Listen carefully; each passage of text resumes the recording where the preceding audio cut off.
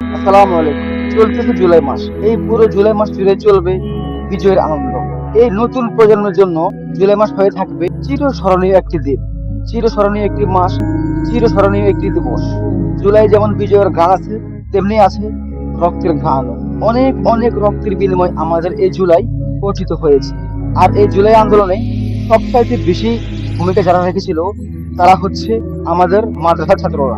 আপনি দেখুন, মাদ্রাসা ছাত্ররা লেখাপড়া করে মাদ্রাসায়, তারা জীবনে সবচেয়ে নিম্নমানের খাবার খায়। খাবার খেয়ে তারা আমাদের দেশের জন্য অনেক বড় অবদান রেখেছিল এই জুলাই আন্দোলনে। তাদের না আছে কোনো সরকারি চাকরি পাওয়ার লোক, না আছে কোনো সার্টিফিকেটের লোক, না আছে ডক্টরেট ডিগ্রি করে কর্পোরেট জবে যাওয়ার লোক।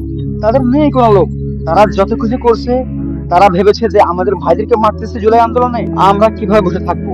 তারা আমাদের ভাই, তারা আমাদের দেশের সম্পদ। অথচ আমাদের বাসের অনেক ছেলে পেলে, অনেক স্টুডেন্ট আমাদের মাদ্রাসার হুজুরদেরকে, তাদেরকে শিক্ষিত মনে করে না।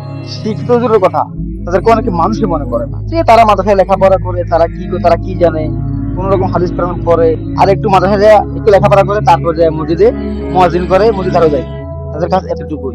এই ভেবে অনেকেই আমাদের মাদ্রাসার ছাত্রদেরকে সম্মান করে না, শিক্ষিত মনে করে না।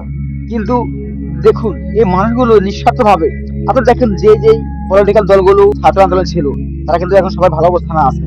তারা সবাই তাদের রাজনৈতিক একটা ধান্দা আছে, তারা সেখানে গিয়ে ব্যস্ত আছে। কিন্তু মাদ্রাসার যে ছাত্ররা, মাদ্রাসার যে স্টুডেন্টরা, তাদের কি স্বার্থ ছিল? যারা জীবন দিতে, তাদের কোনো স্বার্থ ছিল না।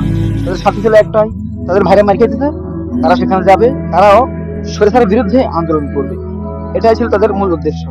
আর এখন সেই মাদ্রাসার ছাত্রদেরকে অনেকে চিনে না, অনেক জুলাই আন্দোলনের নেতা কর্মীরা তাদেরকে চিনে না। যাক, জুলাই আন্দোলন হয়তো আর আসবে না, কিন্তু জুলাইয়ের যে চেতনা, জুলাই যে ঐক্য হওয়া, আমাদের মাদ্রাসা ছাত্ররা যে কি পারে এটা দেখিয়ে দিয়েছে।